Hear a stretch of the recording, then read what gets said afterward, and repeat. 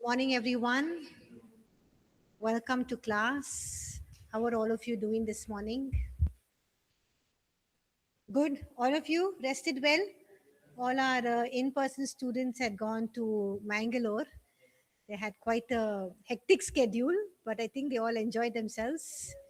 Yes, and they are back. So, all of you rested well yesterday? Okay. How are all the online students doing? All of you doing well? Just 8 students joined today. Okay. Okay, let's begin. We'll continue. We are studying repentance, recovery, and restoration. And we finished chapter 5, all very short chapters in this part of the course. Okay. So we finished chapter 5. We looked at all sins that are great and small. We'll continue with chapter 6. Before that, we'll pause for a word of prayer. Let's pray. Lord, we thank you for giving us this wonderful day. Thank you for adding one more day in our lives. Lord, even as we learn about holiness, repentance, restoration, oh Lord Jesus, Lord, be with us. Lord, help us to live a holy life for you. Let this not be just a head knowledge, but a revelation of you, Lord God, in our lives. In Jesus' name we pray. Amen. Amen. I missed welcoming our e-learning students. Trust all of you are enjoying the lectures on holiness. So welcome to the class as well. Okay, so we looked at chapter 4 and chapter 5 last week. We were looking at how, it's important for a believer to repent, okay? And, how repentance brings about our right standing with God and also brings about transformation. Repentance brings about right living, okay, and also brings us in fellowship with God. And we looked at certain examples of the church at Corinth and the 5 churches in the book of Revelation. So we saw that it's not only unbelievers who need to repent, but it's also we as believers who have to repent. Okay. And we looked at how Paul even talks to Timothy in First Timothy chapter 5, and how he tells him how he also needs to correct those who are in leadership, if they are caught in any sin, how they need to be corrected. Okay, so we'll and then we moved on to chapter 5. We looked at, does God differentiate between sins, okay, or small sin, big sin, or is all sin detestable in God's sight? And does all sin lead to the same destination? So, does all sin lead to the same destination? Yes. And does God treat all sin, whether it's small or big, is it equally detestable in His sight? Yes. Okay. So we looked at chapter 5. Now we'll go on to chapter 6. In chapter 6, there's a question there. What leads a person to repentance? Okay. Why would a person want to repent of their sins? What would lead a person to repentance? Okay. Um, yeah.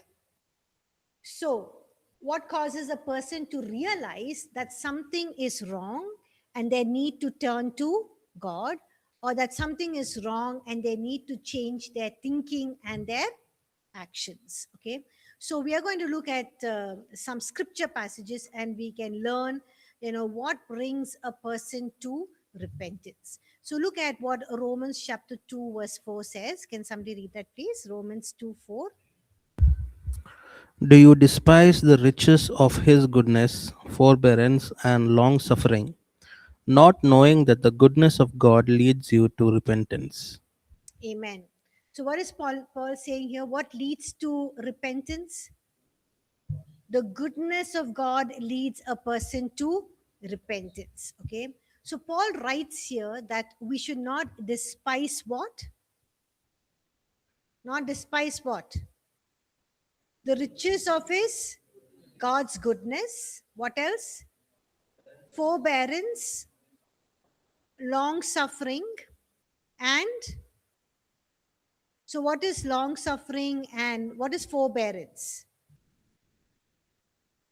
God is forbearing means what?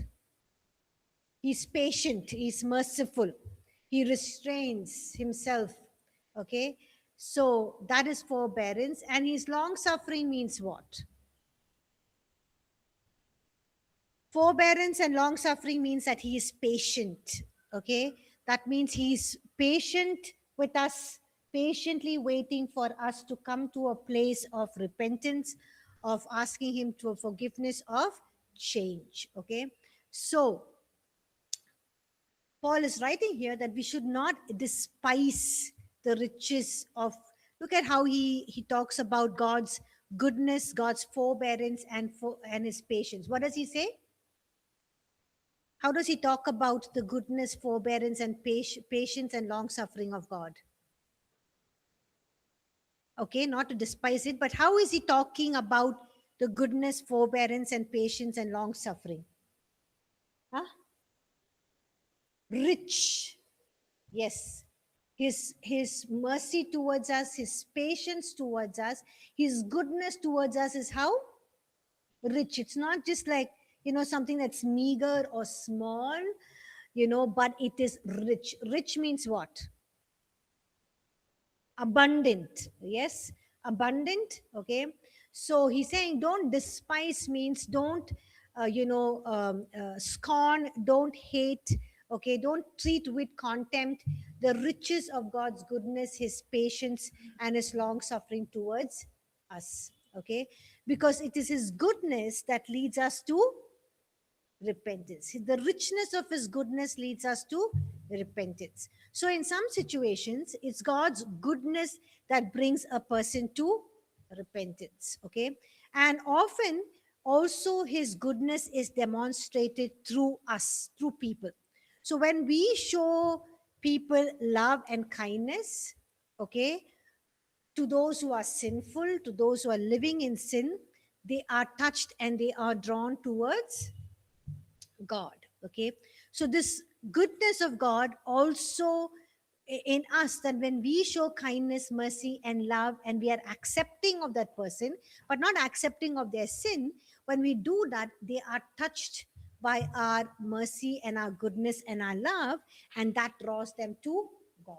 So it's not only God's goodness that draws a person to repentance, it's also you and your and my goodness and love and kindness towards them that brings a person to repentance. Okay, so this goodness can also be tangible, can be made tangible through answered prayers, healing, miracles, and other expressions of God's kindness. So when people experience the goodness of God, or when they hear a prophetic word about their lives, they understand, oh, this God is so good. He understands what I'm going through. He knows, he's giving me an answer. And they receive a prophetic word, or they receive a healing or a miracle.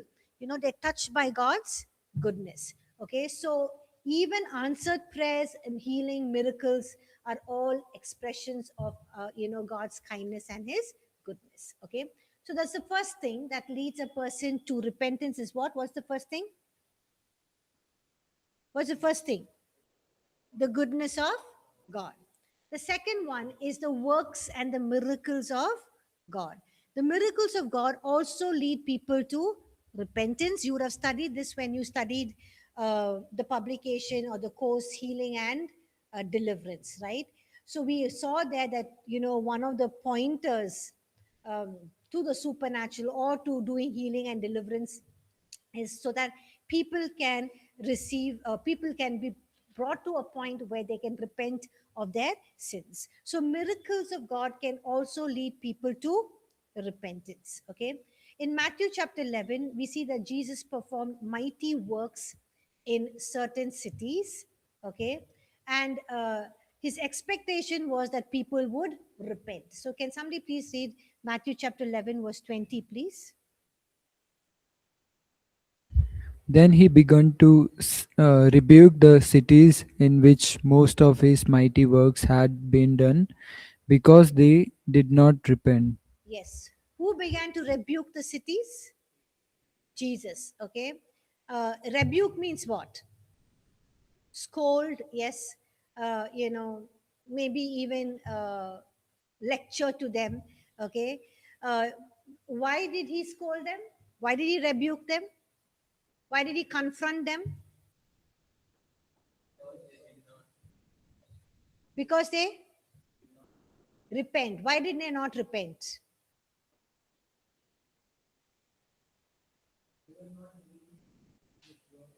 They even after seeing his mighty works. See the words here, it says, mighty works, even though they had seen his mighty works, what did they do? They did not repent. Okay. Another beautiful example we see is in Luke chapter 5. Okay. When Jesus performed the miracle of, this, for Peter. Peter had fished the whole night. And what happened? Did he catch any fish? No. And what does Jesus tell him in the morning? Cast your net. Yeah. Right? Cast your net into the sea. And what happens? What happens? He catches such a heavy load of fish that they had to have another boat to come and, fill in all put in all that fish. And what was Peter's immediate response when he sees this miraculous catch of fish? Yes, he says, Lord, depart from me, for I'm a sinful man, or I'm a sinner. Okay. So we see that miracle of that catching of that fish had such a deep impact on Peter. And he recognized his need to repent of his sin and turn to the Lord. And he left everything and, he just followed Jesus. Okay. So we see that miracles serve as a great invitation from God to people to repent. Okay. So sometimes when we see people who are living in sin, and we know they're living in sin, but they need, they need repentance, they need also healing, they need deliverance, they need restoration. And sometimes God is leading us to bring in that deliverance and to bring in that healing. We can do that first, and then we can lead that person into living a life free from sin. Did Jesus do that? Did Jesus do that? Did he heal people and then tell them to, leave their life of sin? Yes, no. Some of you are not saying anything, you're not sure. Yes or no? Which instance we see this? The four friends, what did they do?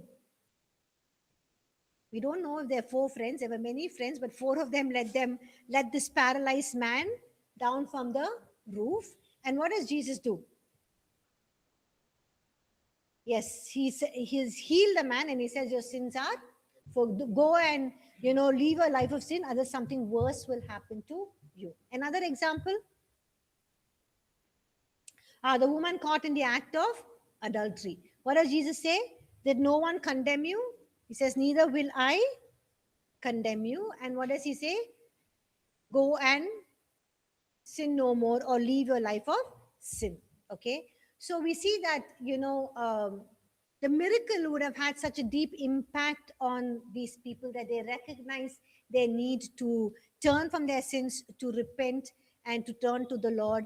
And we see that in the case of Peter, he left everything and just followed Jesus. And we also see in other instances where this miracle served as a good invitation to repentance. Okay. So, of course, not everyone is going to respond this way.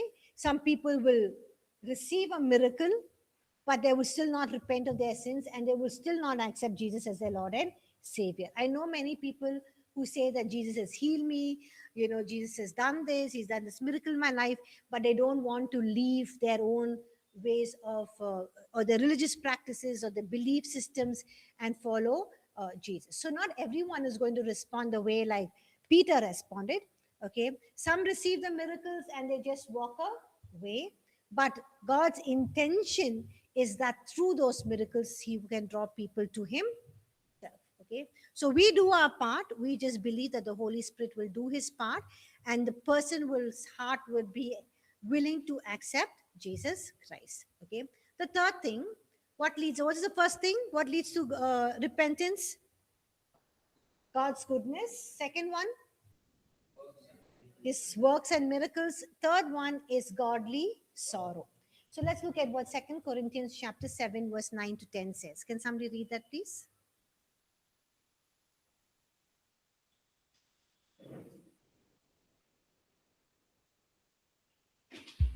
Second Corinthians 7, verse 9 to 10. Now I rejoice not that you were made sorry, but that your sorrow led to repentance, for you were made sorry in a goodness, Godly godly, manner. godly manner, that you might suffer loss from us in nothing. For godly sorrow produce repentance leading to salvation, not to be Regretted. regret, but the sorrow of the world produce death. Amen. Thank you. So here Paul is telling the Corinthians, what does he say? You were made. How were you made sorry? How were they made sorry? Look at the verse there. The answer is there. Yes, you were made sorry in a godly manner. And what did your sorrow lead to? Yes, it says there, but that your sorrow led to repentance. Okay. So, what does godly sorrow produce? What does godly sorrow produce? Repentance. And that repentance leads to what? Salvation. Okay. So Paul explains this in the light of the first letter to the Corinthians, where he strongly, rebuked the church at Corinth for tolerating sin. Okay. We know that last week I told you there was a man who was involved in sexual immorality, and they corrected him, but he was not changing, but they were just tolerating his sin. So in the second letter that Paul writes to the church at Corinth, he explains that the correction that he brought about in that man by asking the church to put him out of the fellowship or put him out of the church was to bring about what? To produce what in that person? Before godly sorrow. Yes. He's saying that he did this to bring about correction in that person so that that correction can produce what? Godly sorrow. And what will the godly sorrow lead to? Repentance. Yes. Okay. So sometimes sin must be confronted and strongly addressed with the intention of bringing that person to godly sorrow. Okay. This is not just feeling bad, or this is not just feeling sorry for oneself, but it's a sorrow that draws a person towards God. Okay. So godly sorrow can also bring a person to repentance. The fourth thing is that how can a person receive repentance or come to a place of repentance is because God himself grants repentance. What is the first one? Goodness of God. Second one, mighty works and miracles. Third one, godly sorrow. And the fourth one is that God himself grants repentance. So Paul tells Timothy, okay, um, Paul tells Timothy in Second Timothy chapter 2, verse 24 to 26. Can somebody read that, please? Second Timothy chapter 2, verse 24 to 26. And a servant of the Lord must not quarrel, but be gentle to all, able to teach, and patient, in humility correcting those who are in opposition, if God perhaps will grant them repentance, so that they may know the truth, and that they may come to their senses and escape the snare of the devil, having been taken captive by him to do his will. Amen. Okay. So here we see that Paul tells Timothy to be what? How to be with people? Gentle. What else? Patient and humble when dealing with those who oppose the truth. Okay. He says that perhaps, why should we be gentle, patient, and humble? So that God will grant them repentance and so that they may know the truth. Okay. And they can escape the snare of the devil. Okay. So why should we be gentle, patient, and humble when dealing with people who oppose the truth or those who teach wrong doctrines? Is because, perhaps God can grant them repentance so that they can know the truth and they can escape the snare of the devil. This means that while we present the truth to them, God is the one who's going to work in their hearts. So it's the Holy Spirit who's going to work in their hearts, bringing them to repentance. Okay. So sometimes our role is just simply to speak the truth in humility, pray, and allow God to work in their lives. Okay. All is that something that we need to do. So we see that scripture gives us 4 ways a person can be brought to repentance. Firstly, the goodness of God. Secondly, the miracles and the works of God. Thirdly, to the godly sorrow or through correction. And fourth is God's working in a person's heart, while we just present the truth in love, in kindness, and in humility. Okay.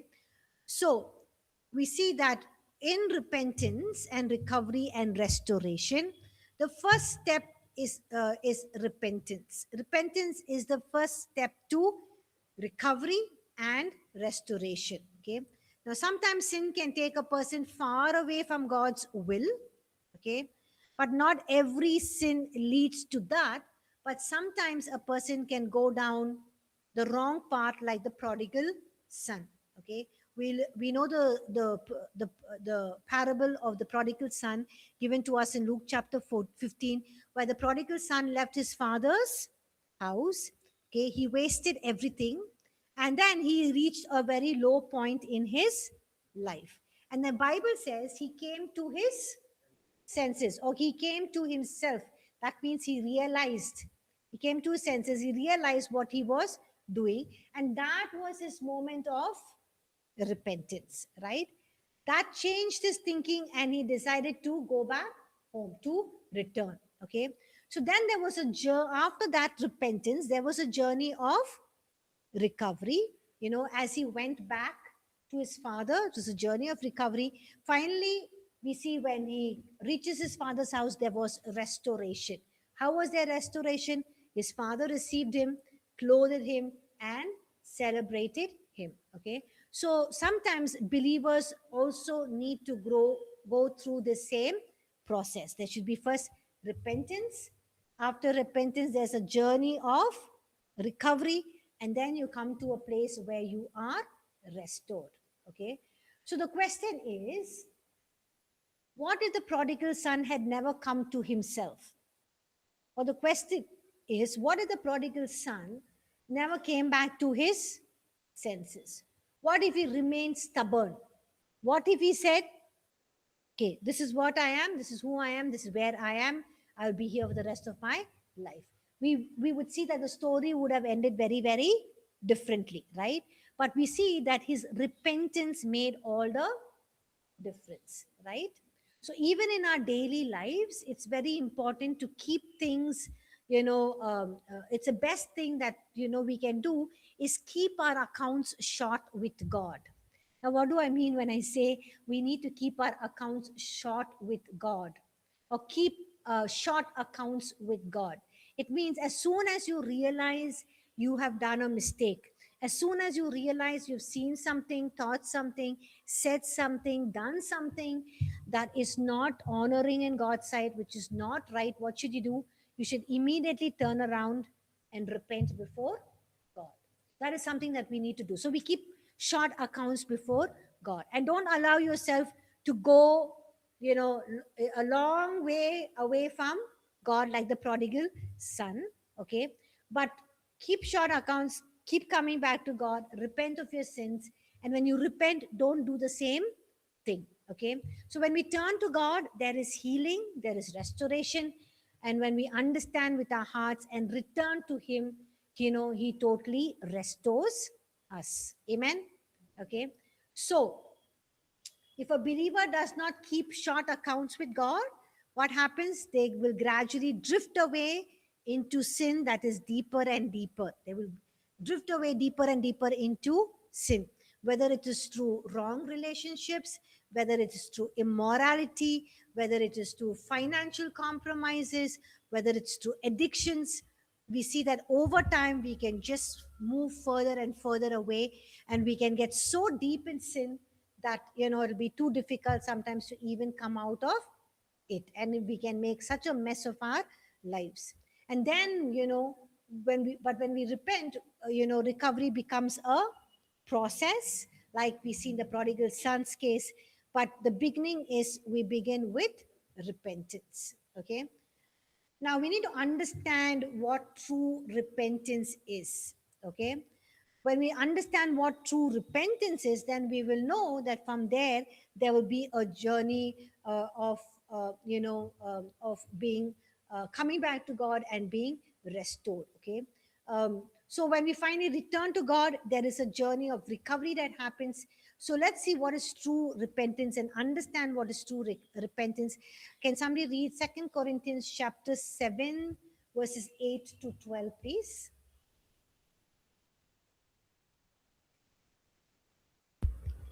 For even if I made you sorry with my letter, I do not regret it.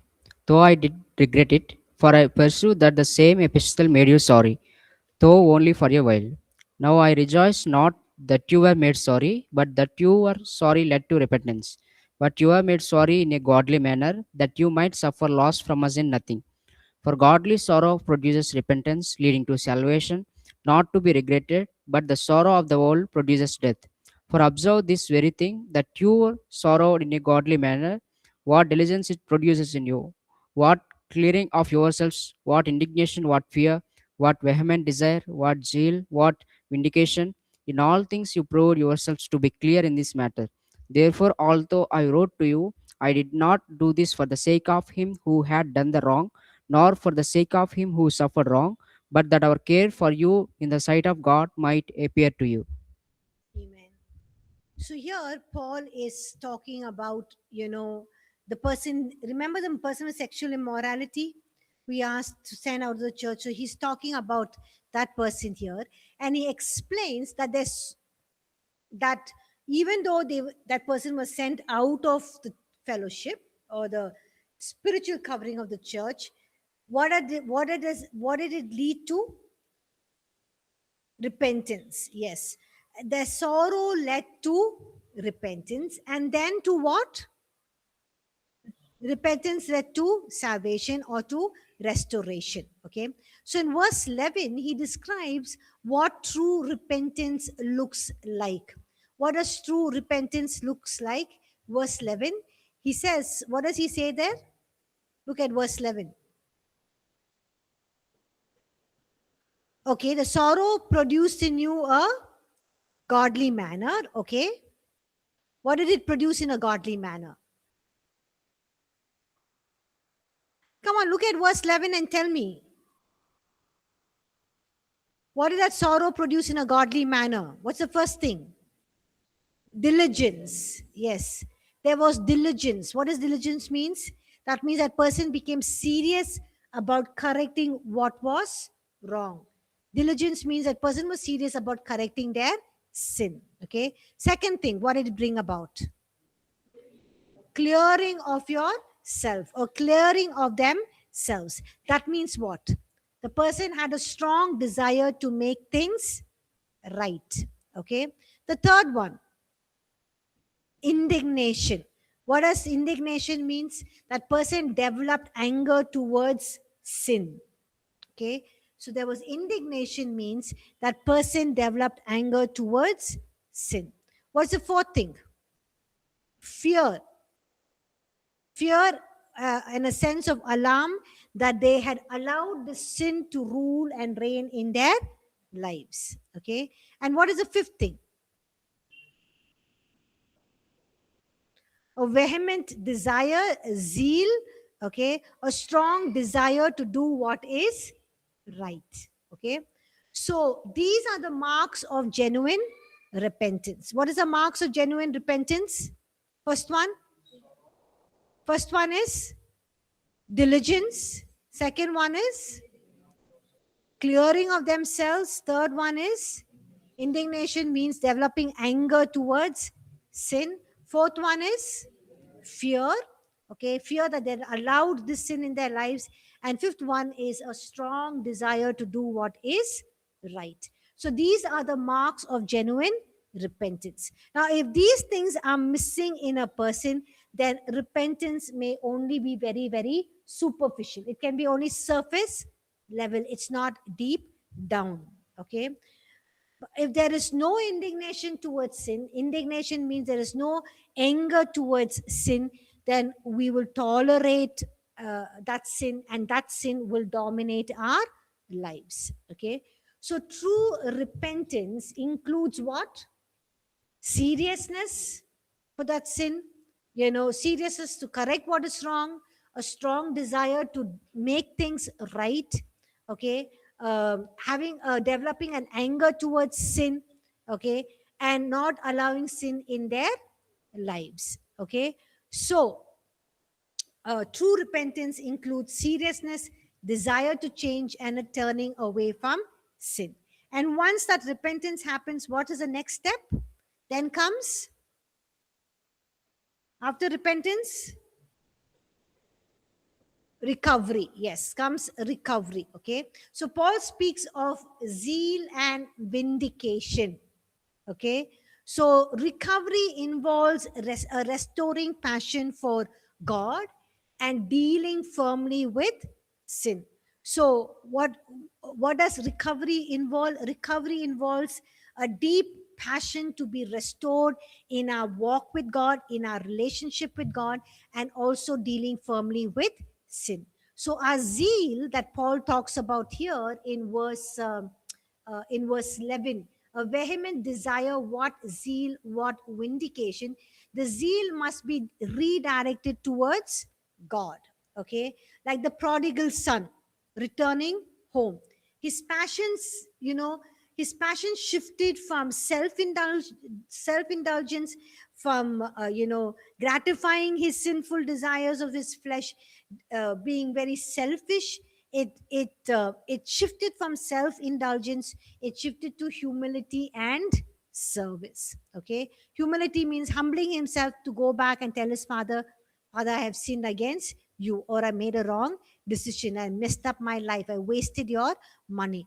And also vindication means dealing with sin decisively. Okay, so vindication means dealing with sin decisively, means dealing with sin definitely, dealing with sin finally, dealing with sin positively, and very, very firmly. Okay, so that is vindication. Vindication means you're going to deal with that sin firmly, definitely, and you're going to do something about that. Okay, so Jesus taught that if something causes you to sin, what should you do? Cut it off. Yes, speaks about radical action. That's radical, right? Cut it off. If your eye causes you to sin, pluck it off. All very radical action. That is talking about what Paul is mentioning here about vindication. That means dealing with sin very, very firmly, very, very decisively, very finally, just taking action and doing something about it. Okay, I to just give us an example. A very well-known evangelist, once he publicly repented of his sins with tears. After being exposed of his sin, he repented, he shed a lot of tears. However, within 2 years he fell into the same sin again. Just after 2 years he fell into the same sin again. So this shows that the outward expression like tears is not enough, right? True repentance must include real inner change. Okay, true repentance must include real inner change. Later, however, after 2 years, when he finally truly repented, he submitted himself to accountability. That means he was accountable to somebody, and also brought himself under the discipline of few people. But even though he did that, his ministry never turned back to its former level. That's so sad, right? He took the steps to live rightly, but his ministry never returned back to its norm, to its original level. So we need to be very, very careful how we live our lives. Okay. So Paul speaks of zeal. Are you able to understand what is zeal and vindication? Yes. Our zeal should be directed towards whom? God. Yes. Why should it be directed towards God? Because like the prodigal son was returning home, his passion shifted from self-indulgence to humility and service. And what does vindication mean? What does vindication mean? Huh? Now don't be murmuring. Please give me some answer loudly. Even if it's wrong, it's okay. What does vindication mean? Huh? Clearing. Clearing. Okay. Clearing what? What is vindication? This last 5 minutes I was teaching you about that. That's just that. That's why none of you write any notes. None of you make anything. You are just looking like this in air and space in La La Land. That's why you don't know. What is vindication? From clearing from guilt. Clearing some guilt. Is that what I said? Dealing with sin firmly and seriously and definitely and finally. That is what vindication means. Vindication means dealing with sin decisively, firmly, seriously, finally. Okay. So you know what is zeal and vindication right now? Yes. So a zeal, Paul speaks of zeal and vindication. Recovery involves in restoring passion for God and dealing with firmly with sin. So what does recovery involve? Restoring passion for God and dealing with sin firmly. What does recovery involve? Restoring passion for God and dealing firmly with sin. Okay. So recovery involves restoring passion for God and grooming what is wrong. Okay. And finally, after repentance, there is recovery. And after recovery, there is restoration. That then comes finally restoration that takes place. And over time, a person proves themselves to be clear by living a blameless life. Okay. So when we are helping ourselves to come out of certain sins, or when we are helping others in their own lives, we must look for these three stages. What are the three stages? The first one is repentance, recovery, restoration. Okay. So genuine repentance leads to recovery, and recovery leads to restoration. Okay. Now I mentioned this earlier under holiness, but I want to emphasize it again. Okay. What does a repentant and a restored lifestyle look like? What does a repentant and restored lifestyle look like? Okay. So these are practical matters. If a person has truly gone through repentance, recovery, restoration, what should we see in their lives? What is the first thing we should see in their lives? Yes.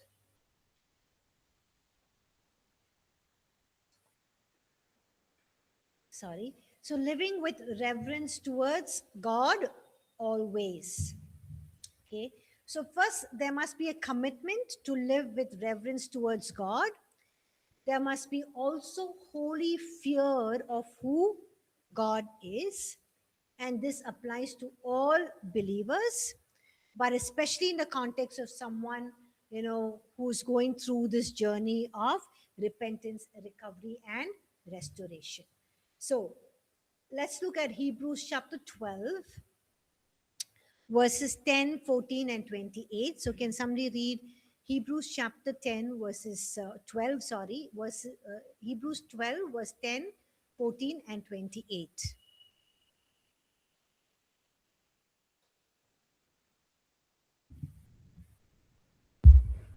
Our fathers disciplined us for a little while as they thought best, but God disciplines us for our good, that we may share in His holiness. Verse 14. Make every effort to live in peace with all men and to be holy. Without holiness, no one will see the Lord. Verse 28. Therefore, since we are receiving a kingdom that cannot be shaken, let us be thankful and so worship God acceptably with reverence and awe. Thank you. Amen. Okay. So here in Hebrews chapter 12, verse 10, it says, God disciplines us. Why? Why does God discipline us?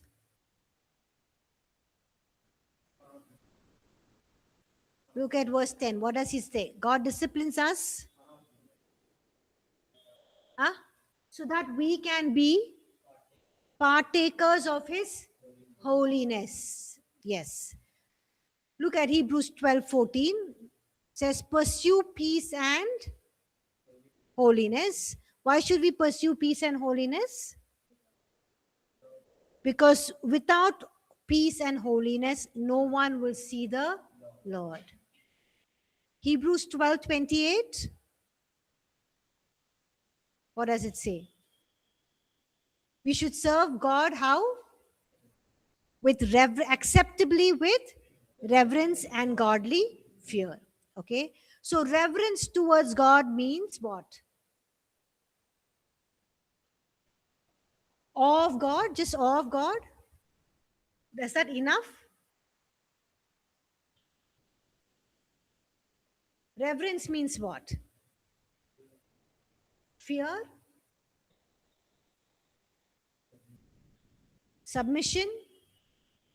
Reverence towards God means living with a deep awareness of His holiness. When you have a deep awareness of His holiness, then will follow fear, submission, and everything else. So reverence towards God means living with a deep awareness of His holiness. Okay. So after repentance, a person should not return casually to life. Instead, they should value holiness, they should take sin seriously, and they should develop a healthy fear of God. Right? After repentance, a person should not casually, return back to life. Instead, they should value holiness, they should take sin seriously, and they should develop a healthy fear of God. This now, when you talk about fear of God, this fear is not terror of God, but honor and seriousness about how we live before Him. Fear of God means living before God in the honor and giving Him honor for who He is, and also living our life seriously. Okay? So a restored believer does not live life casually, but they live life carefully, honoring God in every area. What is the second point? Living with vigilance on all sides. Okay, can somebody read Matthew chapter 26, verse 41? And someone else can read 1 Peter chapter 5, verses 8 and 9. Watch and pray, lest you enter into temptation. The spirit indeed is willing, but flesh is weak. Amen. Thank you. 1 Peter 5, 8 and 9.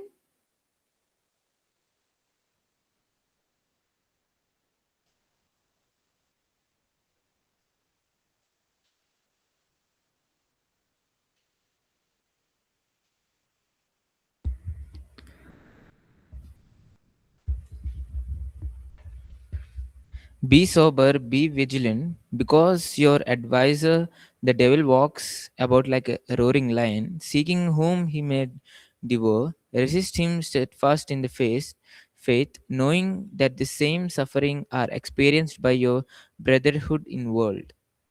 Amen. Thank you. Okay. So here it says, be sober and vigilant. Vigilant means what?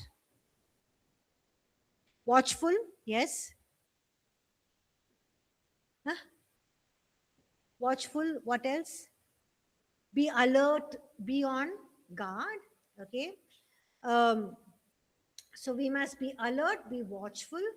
After drifting once, a person, after drifting in sin, a person, is coming back to a place of repentance, but they must come to a place where they now know and recognize, hey, what is the weaknesses that I have in me? What is the weak areas in my life? What caused me to drift away into sin in the first place? What is it that caused me to drift away? What areas they have been careless in? Okay. And what are the areas that they must be alert now? And what are the areas they must not unnecessarily expose themselves? And how can they stay spiritually alert? And also how they can guard themselves against temptation. Okay. So a person should not just say, okay, I repent of myself sins, you know, and turn away, but they must also do something. They must be vigilant, right? That means they must be watchful and alert to know what are the shortcomings, what are the areas of their weakness, what are the areas they are careless in, what are the areas they can easily fall into temptation, and how they must stay spiritually alert. So I hope all of you are giving thought to that, to know what is the areas of your weaknesses. It's important to know the areas of your weakness, because why is it important to know areas of your weakness? So you can be vigilant. What else? Alert. What else? Watchful. Okay. Alert, vigilant, watchful. What else? Sorry? Guard. Yeah, you can guard her from temptation. Huh?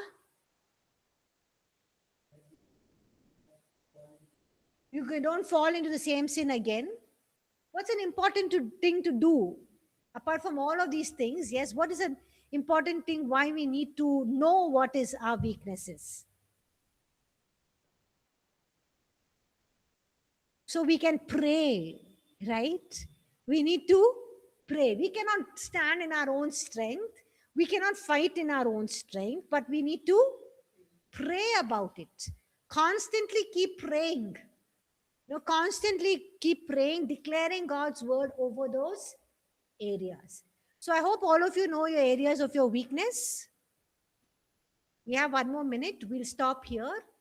Okay. I want you all to think about what is the areas of your weakness. It can be something as simple as pride or jealousy or hatred or anger.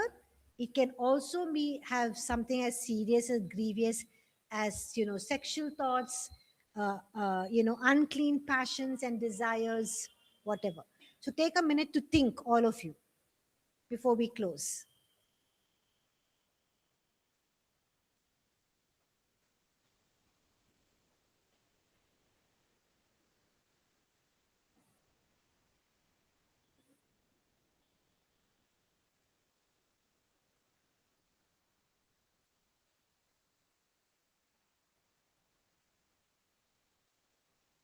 And if you've thought about it, I want you to pray about it. Take a minute to just close your eyes and just commit those things to God, those weaknesses, those areas. Say, God, this is my weaknesses. Some things can be small, but even the enemy can use that. Some things can be big. Say, God, I've overlooked it. I've taken it lightly, but I know Satan can attack me in these areas. Please forgive me. Please help me to be vigilant, watchful.